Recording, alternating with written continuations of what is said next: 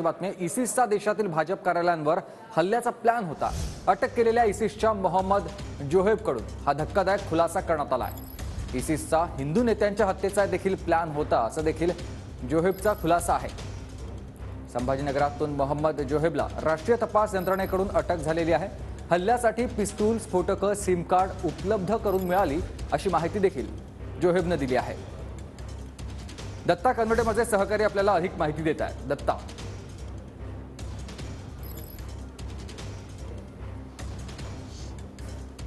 नक्कीच सुमित, एक 6 दिवसापूर्वी छत्रपती संभाजीनगर शहरातून राष्ट्रीय तपास यंत्रणा अर्थात NIA एका व्यक्तीला अटक केली होती। यासाठी NIA वेगवेगळ्या ठिकाणी छापे मारले होते। 9 ते 10 ठिकाणी ही छापेमारी करण्यात आली होती आणि या छापेमारीनंतर त्यांनी एका व्यक्तीला अटक केली होती। या व्यक्तीचा ज्यावेळेला NIA कडून तपास करण्यात आला, कसून चौकशी करण्यात आली, त्यावेळेला मोहम्मद जोहेब या आरोपीने जी माहिती दिलेली आहे ती धक्कादायक माहिती आहे। इसिसने संपूर्ण देशात आणि त्याचबरोबर महाराष्ट्रात सुद्धा हातपाय पसरायला सुरुवात केलेली आहे। छत्रपती संभाजीनगरचं भाजप कार्यालय असेल किंवा राज्यभरातील देशभरातील भाजप कार्यालयावरती सुद्धा इसिसचे हल्ले करण्याचा प्लॅन ठरला होता। त्याचबरोबर देशातील जे काही मोठे हिंदू नेते आहेत त्यांच्या सुद्धा हत्येचा कट रचला होता, अशी धक्कादायक खुलासा जो आहे, माहिती जी आहे ते समोर आलेली आहे। यासाठी मोहम्मद जोहेबला एक सिम कार्ड सुद्धा पुरवण्यात आलं होतं आणि त्याच माध्यमातून टेलिग्राम लिंकच्या द्वारे हा सगळा संवाद साधला जात होता। त्याचे सुद्धा डिटेल्स जे आहे ते NIA समोर आणलेली आहेत आणि त्या माध्यमातून ही सुद्धा माहिती समोर आलेली आहे। आणि त्याचबरोबर त्यांना पिस्तूल, स्फोटक आणि सिम कार्ड सुद्धा पुरवले जात होते आणि सातत्याने हे जाळे वाढवून देशभरामध्ये दहशत पसरवण्याचा सुद्धा